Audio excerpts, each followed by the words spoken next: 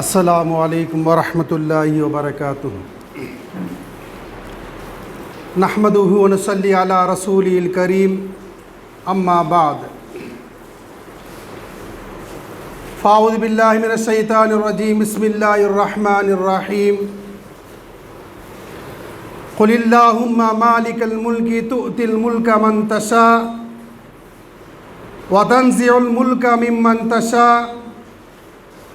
व तुइज़्ज़ु मन तशा व तुज़िल्लु मन तशा बियदिकल खैर इन्नका अला कुल्लि शैइन क़दीर।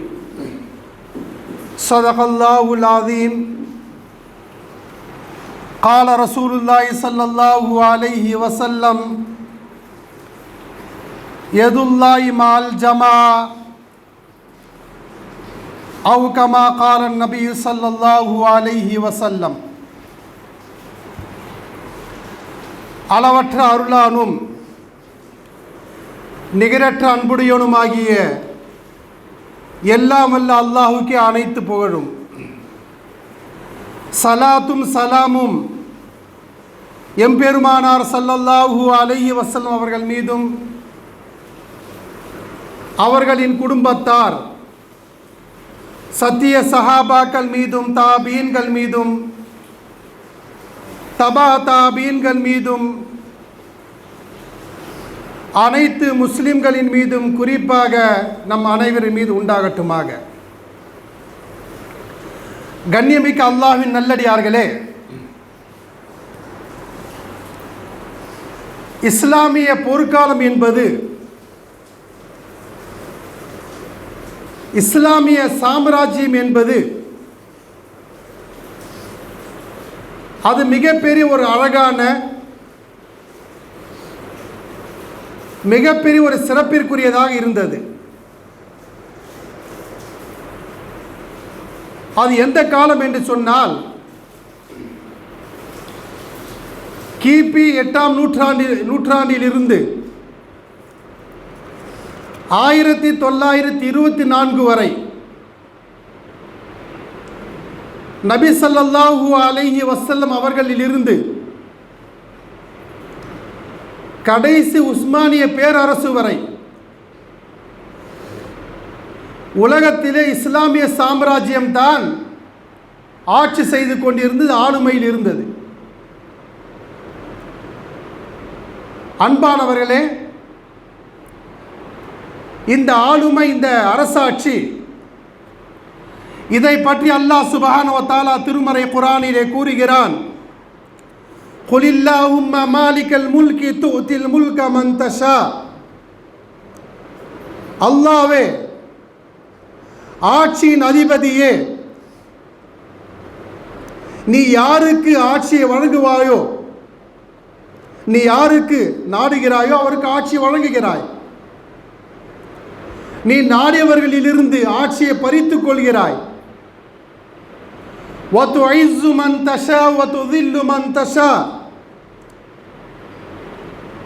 நாடியோரை கண்ணியப்படுத்துகின்றான், நாடியோரை இழிவுபடுத்துகின்றான். பியதிகல் கைர். நன்மைகள் அனைத்தும் அல்லாஹ்வின் கையில் தான் இருக்கிறது என்று அல்லாஹ் சுப்ஹானஹு வ தஆலா திருமறை குர்ஆனிலே அழகாக தெளிவாக நமக்கு எடுத்து காட்டுகிறான். இஸ்லாமிய சாம்ராஜ்யத்தை நாம் எடுத்துக்கொண்டோமேயானால் 8ஆம் நூற்றாண்டிலிருந்து 1924 வரை உலகத்திலே பரவலாக முஸ்லிம்கள் தான் ஆட்சி செய்து கொண்டிருந்தார்கள். முஸ்லிம்களுடைய சக்தி தான் மேலோங்கி இருந்தது. இது போன்ற காலகட்டத்திலே அன்பானவர்கள் எந்த அளவுக்கு என்று சொன்னால், இந்த முஸ்லிம்கள் ஆட்சி செய்யும் பொழுது இந்த தொலைநோக்கு பார்வை, விஞ்ஞான ரீதியாக பல துறைகளிலே முஸ்லிம்கள் முன்னோடியாக இருந்தார்கள். எந்த அளவுக்கு என்று சொன்னால், அன்பானவர்களே, இந்த அறுவை சிகிச்சை எடுத்துக்கொண்டால் ஆரம்ப கட்டத்தில் 1000 ஆண்டுகளுக்கு முன்பே முஸ்லிம்கள் இந்த துறையிலே சிறந்து விளங்கி இருக்கிறார்கள். அதேபோல் அன்பானவர்களே, கணிதத்துறை எடுத்துக்கொண்டால் அல்ஜிப்ரா, அதேபோல கணிதம், இது போன்ற கணக்கு வழக்கங்களில் கூட ஆரம்ப கட்டத்திலிருந்தே முஸ்லிம்கள் இதிலே சிறந்து விளங்கி இருக்கிறார்கள் ஆட்சியாளர்கள். அதேபோல வானியல் சார்ந்த துறைகள், விண்ணகத்தில் நடக்கக்கூடிய பல நிகழ்ச்சிகள், செயல்பாடுகள், இதிலும் முஸ்லிம் அரசாங்கம் இந்த துறையிலும் சிறந்து விளங்கி இருக்கிறது.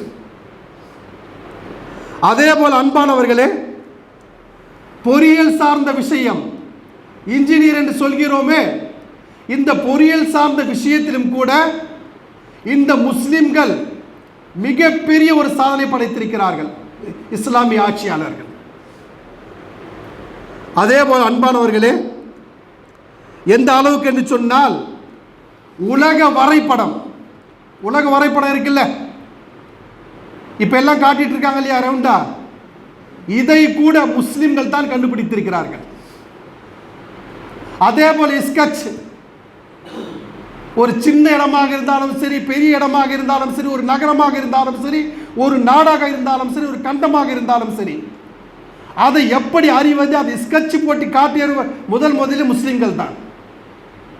ஒரு சின்ன இடமாக 40-60 எடுத்துக்கொண்டாலும் அதை எப்படி நாம் கண்டுபிடிப்பது, அகலம் என்ன, நீட் என்ன, ஆழம் என்ன, அனைத்தையும் இது போன்ற துறையிலே முஸ்லிம்கள் தான் உலகத்திலே சிறந்து விளங்கி இருக்கிறார்கள்.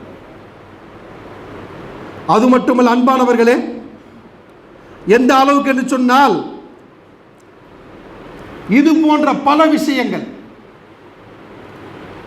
முஸ்லிம் ஆட்சி. அதே போல கண்டுபிடிப்பு எடுத்துக்கொண்டால் ஏவுகணை கண்டுபிடிப்புகள், இந்தியாவில் எடுத்துக்கொண்டால் பிஜே அப்துல் கலாம் அவர்கள் ஏவுகணை கண்டுபிடித்து அதாவது இந்திய நாட்டுக்கு தந்தார்கள். இந்திய நாடு அதை ஏவுகணை கண்டுபிடிப்பதற்கு முன்னால் உலக அரங்கில எந்த மரியாதை இல்லாமல் இருந்தது.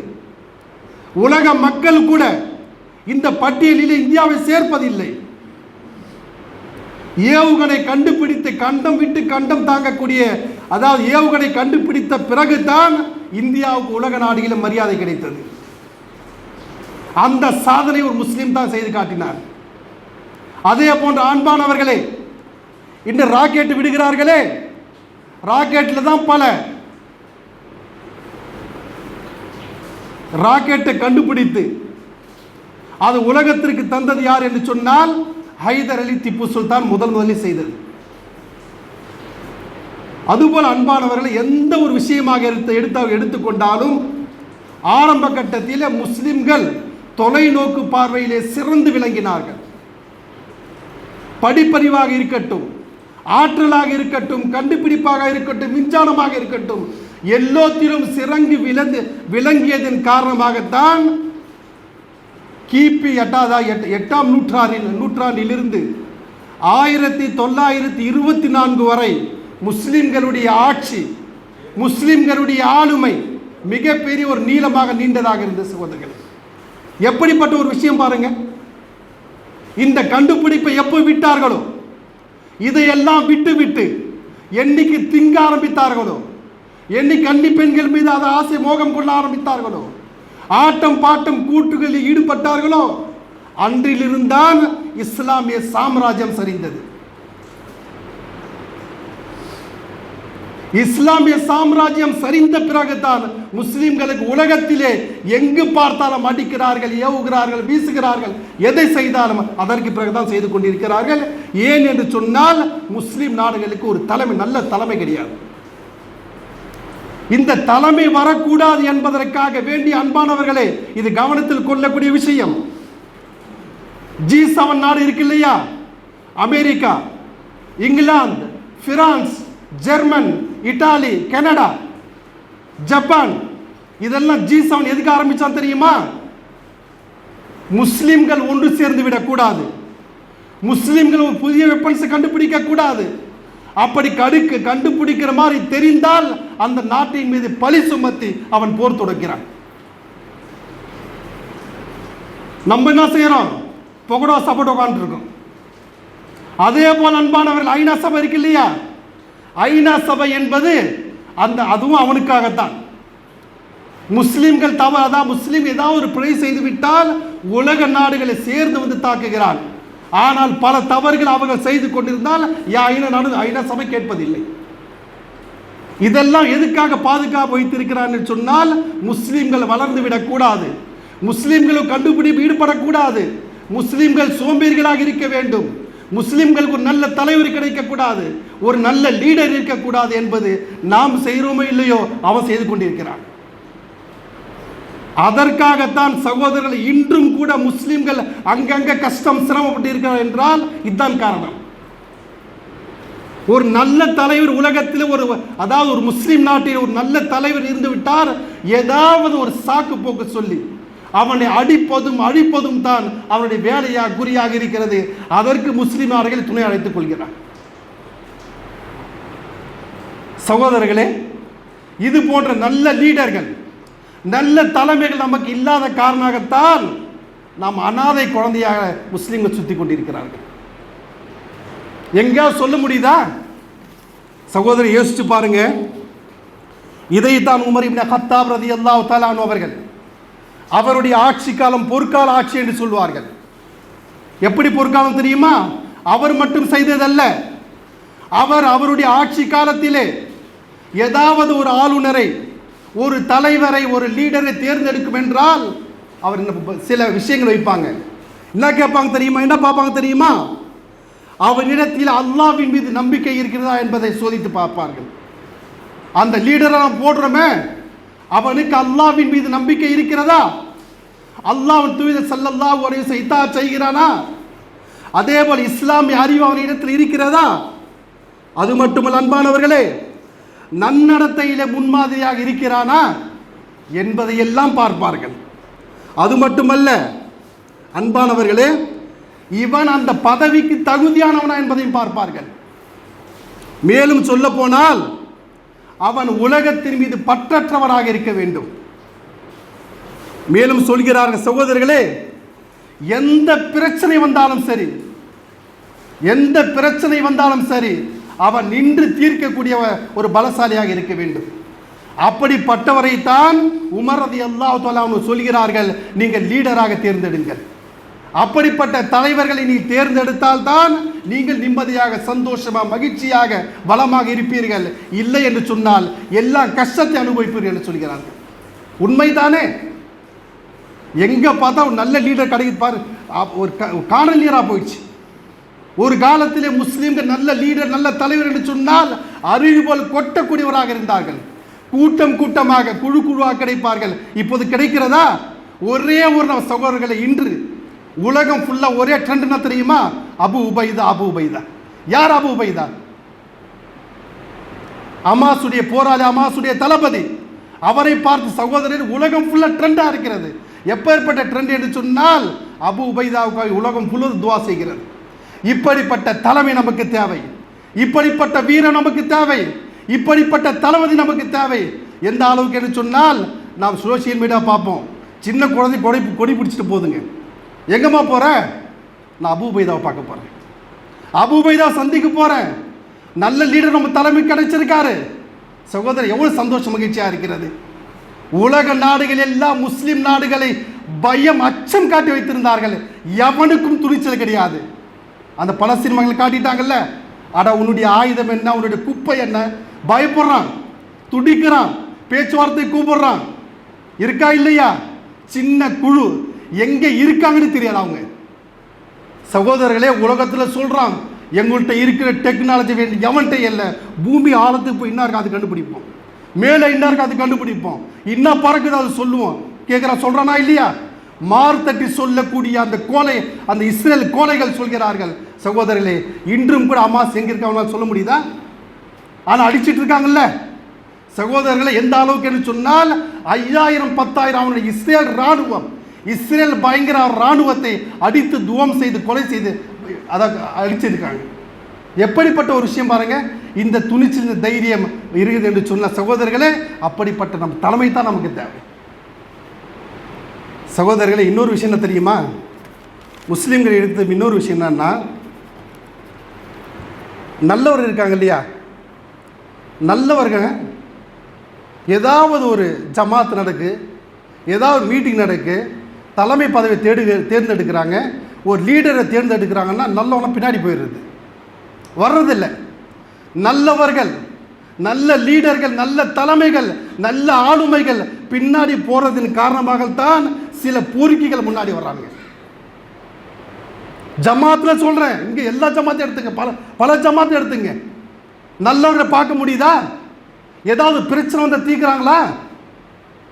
அல்லாஹ் ரசூல் பயப்படுறாங்களா? அல்லாஹ் ரசூலுடைய இத்தாத் அவன் கையில் இருக்கிறதா? ரசூல் ஸல்லல்லாஹு அலைஹி சுன்னத் அவன்கிட்ட இருக்கிறதா? எதுவுமே ஏன் காரணம் தெரியுமா? அது நல்லவருடைய தவறு தான், குற்றம் சொல்ல போனார். நீங்கள்லாம் பின்னாடி போனதுனால தான் அவங்க முன்னாடி வர்றானுங்க. சகோதரர்களே, அல்லாஹ்வின் தூதர் ஸல்லல்லாஹு அதாவது எந்த அளவுக்கு என்று சொன்னால், யூசுப் அலைஹிஸ்ஸலாம் கேள்விப்பட்டிருப்பீங்க இல்லையா? மிகப்பெரிய ஒரு சிறந்த நபி. அவரே ஒரு காரணத்துக்காக ஜெயிலில் போட்டாங்க. அந்த அரசன் என்ன செய்ய ஒரு கனவு பார்க்குறான். என்னன்னா, 7 கொழுத்த மாடுகள், 7 மெலிந்த மாடுகள், அதே போல் செல்வ செழிப்பாக இருக்கக்கூடிய 7 கதிர்கள், வறட்சியாக இருக்க 7 கதிர்கள். அவனுக்கு புரியல, மிஸ்ர நாட்டுக்காரனுக்கு புரியல, அரசனுக்கு புரியல. இந்த விளக்கத்தை எல்லாத்தையும் கேட்குற யாரும் சொல்ல முடியல. கடைசியாக இதற்கு விளக்கத்தை யூசுப் அலைஹிஸ்ஸலாத்து வஸலாம் அவர்கள் சொல்கிறாங்க. சொன்ன பிறகு சொல்கிறாங்க, கால ஜஅல்னி அலா ஹஸாயினில் அர்த் இன்னி ஹஃபீதுன் அலீம்.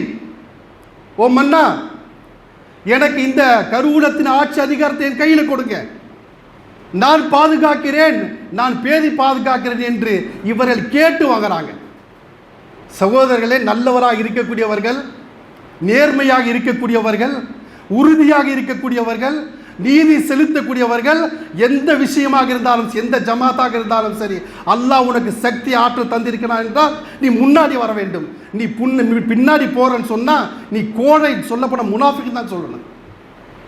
கெட்டவன் நல்லவனா பின்னாடி போயிட்டு முன்னாடி யார் வரான்னு சொல்லுங்க. இதைத்தான் யூசுப் அலைஹிஸ்ஸலாம் கேட்டு வாங்கினாங்க. அந்த பொறுப்பை கையில் கொடுங்க, உணவுத்துறை அமைச்சர் பொறுப்பை கையில் கொடுங்க. அது கொடுத்தால் அவர்கள் சொன்னார்கள், 7 வருஷம் செல்வ செழிப்பாக இந்த நாடு இருக்கும், அதற்கு பிறகு 7 ஆண்டுகள் வறுமையில் இருக்கும், மிகப்பெரிய ஒரு பஞ்சம் ஏற்படும். அந்த பஞ்சத்தை ஈஸியாக சமாளித்தாங்களா இல்லையா? யூசுப் சமாளித்து காட்டினாங்களா இல்லையா? சகோதரர்களை, அதற்காகத்தான் சொல்கிறேன், நல்லவர்கள் பின்னாடி போறதுனால தான் கெட்டவர்கள் முன்னாடி வருகிறார்கள். அது மட்டும் இல்லை அன்பானவர்களே, இன்று இருக்கக்கூடிய நம்ம தலைவர் எடுத்து பாருங்க, பல இடத்துல, இது தமிழ்நாடு இல்லையா? சந்தேகம் கிடையாது, தமிழ்நாடு தான். அதிகபட்சம் எத்தனை பேர் இருப்பாங்க? ஓட்டு எடுத்துக்கிட்டா 7 லட்சம் 70 லட்சத்து 80 லட்சம் ஓட்டு இருக்கும். முஸ்லீமுடைய கணக்கு எடுத்துகிட்டா 1 கோடி பேர் இருக்காங்க, இருக்கு இல்லையா? எலெக்ஷன் நேரத்தில் முஸ்லீம் லீடர் எங்கிருந்து வரான்னு தெரியாது, எங்கிருந்து தோன்றுகிறான்னு தெரியாது, அவன் எப்படி இருக்கான்னு தெரியாது. இந்த 1 கோடி பேர் வச்சுட்டு நான் செய்வானா பேரம் பேசுவான், சட்டமன்றத்தில் ஒரு சீட்டு 2 சீட்டு பேசுவான். சரி போனால் போது, எதுவோ வாங்கிட்டு வந்துட்டானா இல்லையா? வாங்கிட்டு வந்துட்டு 5 வருஷம் சட்டமன்றம் எம்எல்ஏவாக இருப்பான், இல்லை பாராளுமன்றத்தில் இருப்பான்னு வச்சுக்கலேன். ஒரு நாளாவது, ஒரே ஒரு நாளாவது முஸ்லீமுக்காக துணிஞ்சு பேசக்கூடிய தலைவன் அவனா இருக்கானா? வாங்கிட்டு வந்துட்டாங்க முஸ்லீம்ங்க, ஓட்டு போடுங்க, முஸ்லீம் வந்துட்டான் ஓட்டு போடுங்க. சரி ஓட்டு போட்டோம்ப்பா, நீ வந்துட்ட, ஒரு நாளாவது முஸ்லீம் பிரச்சனை சட்டமன்றத்தில் பேசியிருக்கியா? அந்த துணிச்சல் ஒன்று இருக்கா? அந்த தைரியம் இருக்கா? அட கோழையா இருக்கிறவனை ஒன்னால் முடியல, ஏன்டா அங்கே போற? முஸ்லீம் பேர் ஏன் கெடுக்கிற? இருக்கா இல்லையா? சகோதரி, சிந்தித்து பாருங்க. எந்த அளவுக்கு என்று சொன்னால், அவன் மார்த்தட்டி பெருமையாக பேசுவான். நான் சட்டமன்றத்தில் பேசினேன். என்னடா பேசினேன்? என்ன பேசினேன் சொல்லுவான். என்ன சொல்லுவான் தெரியுமா? சகோதரர்கள், எந்த அளவுக்கு என்று சொன்னால், அவன் சொல்கிற விஷயத்தை பாருங்கள். இது சொல்கிறது நடைமுறைக்கு நீ வச்சு பாருங்கள். என்னடா அதற்கு பேசிட்டு போகிறாருன்னு சொல்லி நடைமுறை வச்சு பாருங்கள். இதெல்லாம் நினச்ச பற்றிக்கிட்டு வருது. ஒரு முஸ்லீமாக இருந்து அல்லாஹ் இவ்வளோ பெரிய குரான் ஹதீஸ் நமக்கு கொடுத்துருக்கான், இவ்வளோ அறிவை கொடுத்துருக்கான், ஞானத்தை கொடுத்துருக்கான், கொட்டி அறிவு மாதிரி கொட்டுது. இப்படி ஒரு இருந்தும் கூட ஒரு மூடர்கள்ட்ட போயிட்டு ரொம்ப கையாளாக இருக்கிறோம்னு சொல்லி ரொம்ப கைசதமாக இருக்குது. சகோதரர்களே, சட்டமன்றத்தில் என்ன பேசணும் தெரியுமா? காகிதம் இல்லத்திற்காக வேண்டி மணிமண்டபம் கட்டதாக சொன்னாங்க. அது ஒன்று கட்டிட்டாங்க, இன்னொன்றுக்கு அடிக்கல் நாட்டியிருக்காங்க. இந்த சமுதாயத்துக்கு மிக மிக ரொம்ப முக்கியம் இல்லையா? காகிதம் இல்லத்துக்கு நான் மணிமண்டபம் கட்டிட்டாங்களாம், இன்னொன்றுக்கு அடிக்கல் நாட்டுறாங்களாம். இது பேசியிருப்பான் போகிறவங்க. இரண்டாவது என்ன பேசியிருப்பான்னு சொன்னால், சகோதரர்களே, வக்ஃபு சொத்துக்களை பற்றி பேசுவார்கள். சொன்னால் சொல்லுவான், நான் வக்ஃபு சொத்து பற்றி பேசுகிறேன்னு சொல்லுவான். என்ன எப்படி பேசுகிறவான் தெரியுமா? வக்ஃபு சொத்துக்களை 40 ஆண்டுகளாக நாங்கள் பேசுகிறோம், 40 ஆண்டுகளாக குரல் கொடுக்கிறோம் என்று சொல்லிட்டு சொல்லுவான். நாங்கள் இப்படி சட்டமன்றத்தில் பேசினா செய்யறதுன்னு தெரியுமா? ஒரு படியை மேலே ஏற்றிருக்கோம். ஏண்டா அவன் 10 படி வச்சுருக்கானா, 100 படி வச்சுருக்கானா, 1000 படி வச்சுருக்கானா, நீ ஒரு படி மேலே ஏற்றிருக்க. இவெல்லாம் தலைவன் நம்மளுக்கு பேசுறது. எப்படி பேசியிருக்கான் பாருங்கள். நம்ம நினைப்ப வக்ஃபோடு சொத்துன்னா பரவாயில்லப்பா, நம்ம ஆள் பேசியிருக்காரு. நீ பேசி ஒரே ஒரு நயா பைசா புரிஞ்சுன்னு இருக்கா? இப்படி பேசுனா பேசாட்டே என்ன? சகோதரர்கள், இன்னும் பாருங்கள் எந்த அளவுக்கு என்று சொன்னால், வேலு சொல்லுவாங்க, சிறை முஸ்லிமாசிக்கு நான் குரல் கொடுத்தேன். சிறையில் முஸ்லீம் இருக்கு, அப்பா முஸ்லீம் இருக்காங்க இல்லையா, அவர்களுக்காக சட்டமன்றத்தில் நான் குரல் கொடுத்தேன். என்னப்பா குரல் கொடுத்தேன்? சட்டமன்றத்தில் குரல் கொடுத்தேன். அவர் சொன்னார், இந்த எலெக்ஷன் முடிட்டோம், அடுத்த இன்னொரு எலெக்ஷன் இருக்கு இல்லையா, 5 வருஷம், அதுவும் முடிட்டோம், 3வது எலெக்ஷன் நம்ம சிந்திக்கலாம். அவன் சொல்கிற ஜவாபு, இவன் கேட்குற கேள்வி, நீ சட்டமன்றத்துக்கு போனா என்ன, நாசமாக போனா என்ன? பேச்சு எப்படி இருக்கு பாருங்க. இத்தனை நம்ம நம்பிட்டு உட்காந்துருக்கோம், ஒரு தலைவனை அனுப்பியிருக்கோம், நமக்காக அவன் பேசுவான். சகோதரர், இன்னும் எந்த அளவுக்கு என்று சொன்னால், மேலும் சொல்லுவார்கள், சிறுபான்மை மக்களை பாதுகாத்துவதற்காக வேண்டி நம்ம தலைவர் முன்னாடி இருக்காரு. சொல்றானா இல்லையா? என்னைக்காவது சிறுபான்மை கிட்ட வர்றானா? ஏதாவது கோரிக்கை வைத்தால் சகோதரர்களை சொல்றான், சிறுபான்மை மக்களை இந்த பாதுகாப்புன்னு சொல்லிட்டு நான் சொல்ல தெரியுமா? சரிப்பா, நான் பார்த்துக்கிறேன், நீ போய் தூங்கு போயிட்டு, ஏன்னா புகழ அந்த போய் சாப்பிட்டு போ. இந்த மாதிரி இருக்காது சகோதரர்களே. காரணம் தெரியுமா? நல்ல முஸ்லீம்கள், நல்ல தலைவர் இல்லாத காரணத்தால் தான் மூடர்கள் எல்லாம், மாற்று மத சகோதரர்கள் கூட இப்படி பேச ஆரம்பிக்கிறாங்க. நல்ல லீடர் இருந்தால் இப்படி பேச முடியுமா? நல்ல தலைவர்கள் இருந்தால் இப்படி பேச முடியுமா? எனவே அன்பானவர்கள், அல்லாஹ்விடத்தை துவா செய்யுங்கள், ஒவ்வொரு அல்லாஹ்விடத்தை பிரார்த்தனை செய்யுங்கள், ஒவ்வொரு தஹஜ்ஜத் துவா செய்யுங்கள். இறைவா, எங்கள் ஜமாத் முஹல்லா ஜமாத்தாக இருக்கட்டும், ஊர் ஜமாத்தாக இருக்கட்டும், முஸ்லீம் ஜமாத்தாக இருக்கட்டும், உலக மக்கள் உலக முஸ்லீம்களாக இருக்கட்டும், எங்களுக்கு நல்ல லீடரை தா இறைவா, எங்களுக்கு நடத்தாட்டு நல்ல ஆளுமை தா இறைவா. அல்லாஹ்விடத்தில் கேளுங்கள் சகோதரர்களே. நல்ல லீடர் இருந்தால்தான் நல்ல மாற்றங்கள் கிடைக்கும், நல்ல சிந்தனை கிடைக்கும், நல்ல சுகபோக வாழ்க்கை. எனவே அன்பானவர்களே, இதைத்தான் அல்லாஹ் குர்ஆன் சொல்கிறான், குர்ஆன் ஹதீஸ்ல வருகிறது. நல்ல தலைமைகள் இருந்தால்தான் நம்முடைய அனைத்து விஷயங்கள் சரியாக இருக்கும். எனவே அன்பானவர்களே, முஸ்லீம் தலைமைக்கு நல்ல ஆளுமை கிடைப்பதற்காக வேண்டி அல்லாஹ் சுப்ஹானஹு வ தஆலா அல்லாஹ்வை துஆ கேளுங்கள். அப்படிப்பட்ட வாய்ப்பை அல்லாஹ் சுப்ஹானஹு வ தஆலா உமக்கும் எனக்கும் அனைத்து முஸ்லீம்களுக்கும் தௌஃபீக் தந்துள்வானாக வேண்டி என் உரையை நிறைவு செய்கிறேன். வாஹிர் தஅவானா அல்ஹம்துலில்லாஹி ரப்பில் ஆலமீன். சுன்னத்துடன் சேர்ந்து